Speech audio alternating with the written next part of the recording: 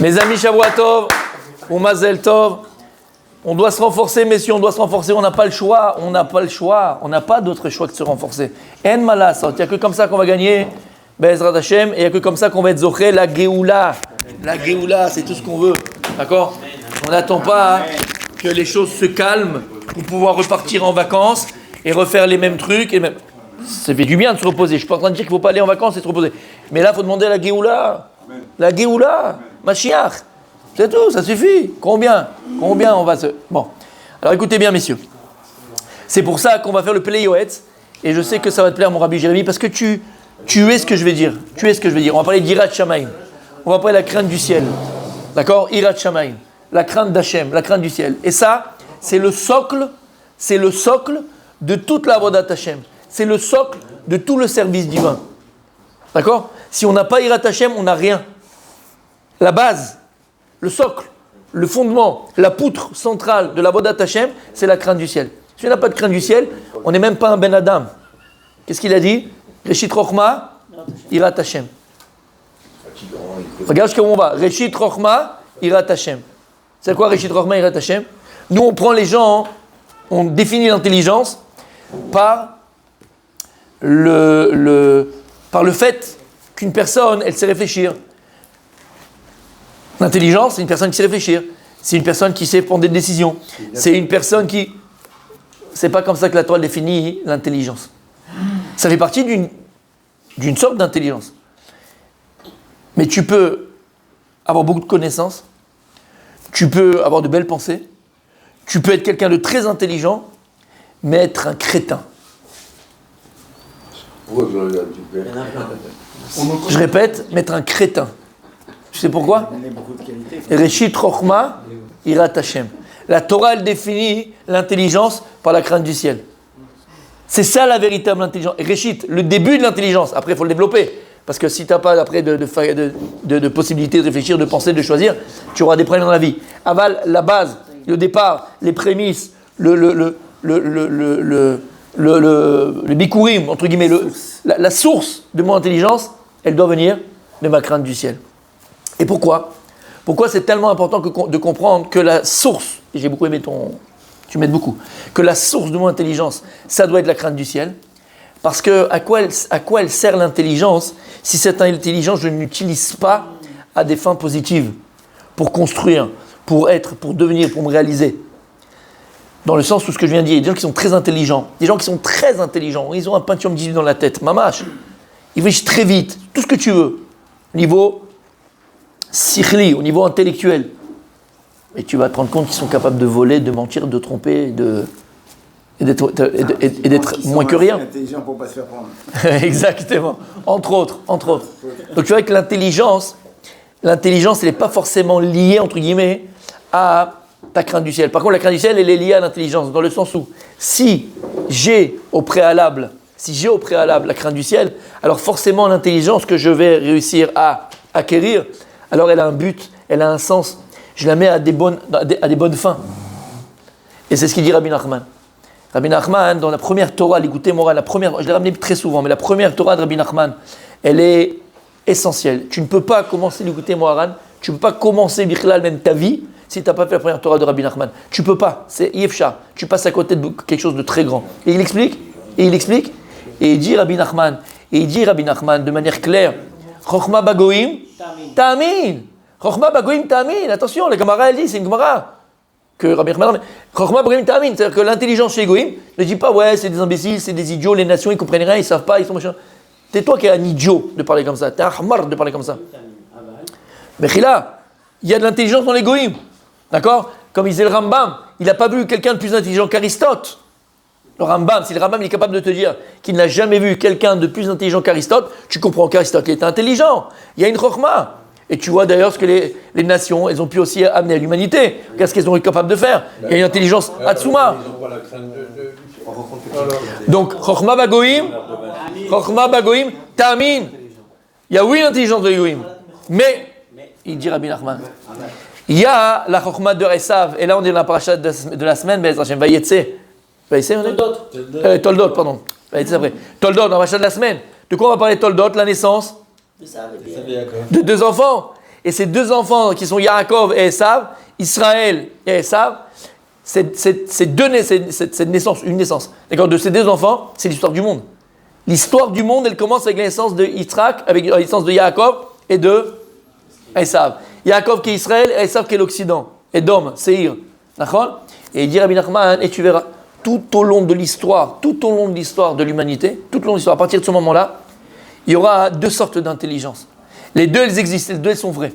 L'intelligence de Esav, l'intelligence d'Edom, l'intelligence des nations, d'occidentales. Yesh lahem chokhma. Et tu vois qu'ils sont capables de faire des choses magnifiques, magnifiques, que ce soit au niveau de l'art, que ce soit au niveau de la musique, que ce soit au niveau de l'intellectuel, de la philosophie. Mamash yesh chokhma bagoim. En parallèle, et j'irai même plus, à l'opposé, en opposé, on a la chokhma d'Israël, l'intelligence de Israël, l'intelligence de Yaakov. Il dirait, mais alors, quelle différence? Puisque les deux, il y a une chokhma, dans les deux, il y a une chokhma. Quelle différence entre la chokhma de Esav et la chokhma de Yaakov? Il dit quelque chose d'essentiel. La différence entre celle de Yaakov et de Esav, c'est que l'intelligence d'Israël lui a précédé, on dit, qui vient avant? Il lui a précédé les Hirat Shamayim. Et Esav, il utilise cette intelligence pour nier Dieu, repousser Dieu. D'accord? Le mec, il s'est levé le matin, il a vu sa tête, il n'était pas bien coiffé, il a dit l'homme descend du singe. Habibi, t'as fait d'un cas personnel une réalité pour tout le monde. Non, tu comprends? Non, mais c'est vrai, et souvent on fait ce problème-là, on fait cette erreur nous-mêmes, tu vois. On a un truc et on pense que tout le monde est comme nous. Non, Habibi, tu t'es juste regardé dans le miroir. D'accord? Donc, l'intelligence que Dieu lui a donnée, c'est pour dire que l'homme descend du singe. L'intelligence que Dieu lui a donnée, c'est pour dire qu'Ochivot Sen a dit. C'est la force de mes mains qui ont fait cette guerre. Donc, l'intelligence de Esav, il dit Rabbi Nachman, elle est là uniquement pour assombrir l'humanité. Donc, quoi on arrive là? Qu'est-ce qui approche dans pas longtemps, Bezrat Hashem? Hanouka. Esav, c'est les Grecs, c'est les Romains, c'est autant d'abord. C'était la guerre des Maccabim avec les Grecs, avec Esav. C'est la même guerre. Les Grecs, c'est l'hellénisme, l'épicurisme. Buvons et mangeons parce que nous mourrons demain. Profitez du moment présent. C'est que uniquement le corps. D'accord? Tu vas me dire, ouais, regarde l'époque dans laquelle on vit. T'as vu les filles et les femmes, comment elles sortent dans la rue. T'as vu comment elles sont machin. Et elles sont dénudées, elles sont ceci, elles sont cela. Plus de tsniout, il n'y a plus de machin. Mais Habibi, si ça te plaît aujourd'hui, tu aurais kiffé autant des Grecs. Les hommes et les femmes, ils sortaient nus. Là encore, quelqu'un qui sort nu, il a quand même un knas, on lui donne une amende. Même en France d'ailleurs, tu n'as pas le droit de te promener à nu, à part au Cap d'Agde, mais ça c'est l'été. D'accord? Vous avez vos papiers? S'il vous plaît, on ne raconte pas les histoires. Ce qui s'est passé au Cap d'Agde, il reste au Cap d'Agde. Rabbi Moshe, je vais dire, calme-toi. D'accord? Pas de blague. D'accord? En plus, c'est un Cohen. À l'époque des Grecs, messieurs, ils sortaient avec un drap transparent sur eux, ils étaient nus. D'accord? Faut juste comprendre de quoi on parle. C'était la mode. C'était la mode, c'était la beauté, c'était ce que tu veux. Il a fait. Mais tu vois quoi? Tu vois que l'intelligence, la chokhma de Esav, elle est là pour obscurcir. Elle amène le chosher baolam, elle amène l'obscurité dans le monde. L'hellénisme, l'épicurisme. Les Maccabim, c'est sur ça qu'ils se sont... Pourquoi ils se sont battus les Maccabim? On en parlera, c'est bientôt Hanouka, sur quoi ils se sont battus les Maccabim? Sur quoi ils se sont battus? Pourquoi ils se sont battus? Pour ça, pas pour autre chose. Ils se sont battus pour ça. Chokhma Bagoim, et combien de juifs, à l'époque, se sont laissés séduire, influencer par cette philosophie grecque? Mais c'était magnifique. Les Grecs, ils n'avaient pas de problème avec le juif. C'était l'esprit juif qui combattait. La chokhma d'Israël, la chokhma de Yaakov, ça nous dérange. Le juif, c'est pas grave. Si tu vis comme moi, tu vis comme nous, je t'accepte. Mais ta philosophie, que les femmes elles doivent être habillées, les hommes doivent être habillés, on ne fait pas la bise ni à la voisine, ni au voisin, et ni au chien, on fait pas les... D'accord? Toutes ces choses-là, ça les dérange. Hâte qu'il y ait des cas que dans la mode, entre guillemets, comme tu l'as dit, ils sortaient nus. Nus. Et c'est ça la guerre d'Israël contre les Grecs. Et c'est ça les Maccabim. Et c'est ça le Inyan aussi de la Hanouka, dans lequel on parle, la lumière de la Torah. La lumière, la Hanouka, c'est la Chokhma. C'est la Chokhma ta Torah, elle représente la Torah chez Béalpé. La Torah orale, la Menorah. La Menorah qu'on a allumée au Beth Amikdash, c'est la Torah orale. C'est pour ça qu'il y a combien de branches? 6.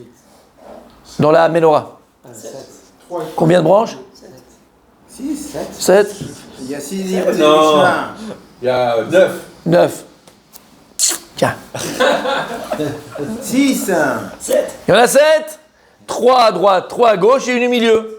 Et ils disent les Chachamim, c'est quoi les 6? C'est Shisha Sidre Mishnah.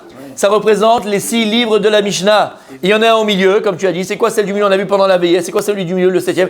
Et tous, c'est, non. La Kadash, vous, il dit le prophète, Torah Kadasha mi iti tetse. Il dit à Kadash Baruch Hu, à la fin des temps, Mashiach viendra, Moshe Rabbeinu, avec une nouvelle Torah. Alors c'est ce qu'ils disent les chrétiens. Le Nouveau Testament, c'est de là qu'il le tire. Voilà, Dieu il a dit qu'il y a une nouvelle Torah. Il y a une nouvelle, c'est le Nouveau Testament. Non, vous n'avez pas compris, les mecs. Il faut juste étudier un petit peu les textes et tout, c'est pas compliqué. Qu'est-ce qu'il y a? C'est quoi? En fait, il y en a 6. C'est quoi les 6? Celles qu'on a aujourd'hui. La 7e, c'est le 7e livre des Mishnayot, que celui-là, il n'est pas encore shayach là, nous. Il n'est pas encore, comment on dit shayach?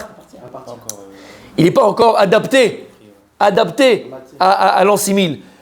Il sera adapté, c'est le 7e de Biyat HaMashiach. C'est une Torah qui complétera les 6 autres. C'est pour ça qu'elle est au milieu. Parce que cette Torah, la 7e, qu'on va recevoir, le 7e livre des Mishnayot qu'on recevra avec Mashiach, ça sera une Torah qui va être adaptée à Biyat HaMashiach.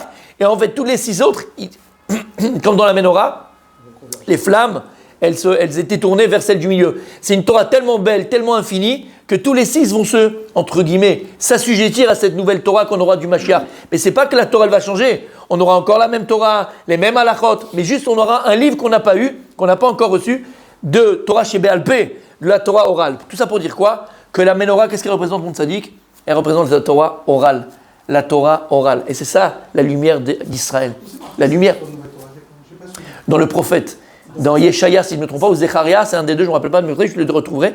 D'accord? Mais c'est dans Yeshaya, je crois. Et là-bas, Torah, comme ça, écrit dans le verset, Torah Chadasha, mi'iti tetsei. Il dit à Kadash, de moi, elle va sortir. La crainte de Dieu, c'est compatible, les Yirat Shamayim, c'est compatible avec l'amour de Dieu? Non, ce sont deux choses différentes. Et on en parlera à Bezaljem, et juste pour que, voilà, puisque tu as posé la question, la différence entre eux, elles sont compatibles, mais ce n'est pas la même chose.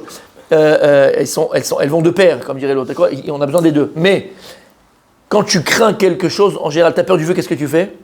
En général, t'en éloignes. Quand tu aimes quelque chose, tu t'en approches. On a besoin des deux avec Akadosh Baruch Hu. Exactement, on a besoin des deux. On a besoin de crainte et on a besoin d'amour. On a besoin de crainte, elle dit la Gemara dans Yerushalmi. C'est une Gemara Yerushalmi. C'est pas dans le Talmud Babli. Talmud Yerushalmi. Toi aussi, toi. La Hanava, voilà, ça c'est Yirat Shamayim, c'est la Hanava. Blaina. Bref, Richard. Pas de blague, on a dit. C'est pas une blague, c'est pas une blague. D'accord? La crainte, et dit la Gemara, j'ai besoin de crainte du ciel et j'ai besoin d'amour. Aussi, mais là pourquoi? Il dit parce que si t'as pas la crainte et t'as que l'amour, j'aime tellement Rabbi Michael qu'à la fin on est tellement que je suis trop familier avec Rabbi Michael, trop familier. Il n'y a plus de barrière, il y a la tzara, il y a trop. C'est chanté quand on a que l'amour. On n'a pas, comment on appelle ça? On n'a pas de barrière. Donc c'est pour ça qu'il y a Yirat Shamayim. La Yirat Shamayim, et les gens ne savent pas, ils disent Yirat Shamayim, à quoi ça sert? S'il n'y a pas de Hira, il n'y a pas d'approchement. Tu en fais c'est la Yirat Shamayim qui te permet de t'approcher. C'est comme si l'Avdil, il y a un roi avec le carrosse qui va sortir comme ça dans la rue, d'accord, pour voir le peuple. 14 juillet, il va défiler. Qu'est-ce qui permet au peuple parisien, aux Français, de sortir voir le président qui défile sur les Champs-Élysées? Qu'est-ce qui lui permet? C'est les barrières qu'on met. S'il n'y a pas de barrière, personne ne peut être dans la rue. Donc les barrières qu'on met, c'est elles qui permettent d'aller voir le président défiler. Yirat Shamayim, c'est pareil. Ce qui va te permettre de voir le roi, c'est l'Yirat Shamayim, c'est pas la Hava. Mais d'un autre côté, mes amis, s'il y a uniquement les Yirat Shamayim, il n'y a pas la Hava, comme j'ai expliqué juste avant, qu'est-ce qui se passe? Quand tu as peur de quelqu'un, à la fin, tu te l'éloignes de lui parce que tu le crains et tu as peur. Donc la Hava, elle te permet aussi de venir jusqu'à la barrière. Donc il faut les deux. C'est clair? Pour terminer aujourd'hui, mes amis, on termine Rabbi Nachman. Donc c'est pour ça qu'il dit Rabbi Nachman, attention. On a la Chokhmah, on a l'intelligence de Esav, des nations de l'Occident. L'intelligence de Yaakov. La différence entre les deux existent, les deux sont vrais. La différence, elle est la Kavana et la direction. La Chokhmah de Yaakov lui a précédé la Yirat Shamayim. Et s'il il précède à l'intelligence, la crainte du ciel, alors cette intelligence que tu as, elle va t'amener à chercher Dieu. C'est pour ça qu'il dit Rabbi Nachman qu'il y a la chokhmah. C'est quoi la chokhmah? C'est koachma. Tu dois te poser des questions sur comment ça, une femme, le bébé dans le ventre, comment une plante elle pousse, que la couche d'ozone, l'oxygène, le machin, le physique, métaphysique, biologie. Tu dois te poser des questions du monde, tu dois apprendre. C'est Dieu, Aval. À la différence de Israël et Yaakov, et de Esav, Esav utilise cette intelligence de la nature pour extirper Dieu, chas v'shalom, pour cacher Dieu, pour enlever Dieu de la nature. Tout est naturel, tout est l'homme descend du singe. Alors qu'Israël, la chokhmah de Yaakov, c'est de comprendre la nature et de chercher Dieu à travers la nature. Et il dit c'est ça, la chokhmah.